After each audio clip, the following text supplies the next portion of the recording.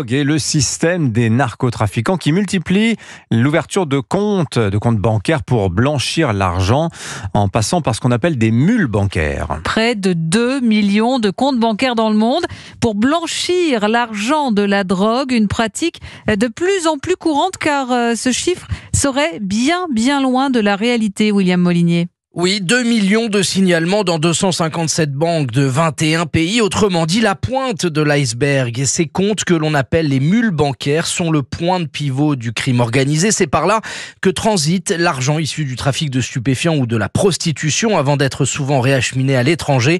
Mathieu Platen, expert chez Biocatch, leader de la lutte contre la fraude bancaire. On a certains comptes mules qui brassent de très gros montants et qui sont très rapidement détectés par les systèmes anti-blanchiment d'argent qui sont mis en place dans les banques. Et puis on a beaucoup de comptes mules qui brassent des montants beaucoup plus petits et de façon beaucoup plus occasionnelle, qui eux passent complètement sous le radar de la détection anti-blanchiment. Les mules bancaires sont directement recrutées par les réseaux criminels, la plupart du temps sur les réseaux sociaux.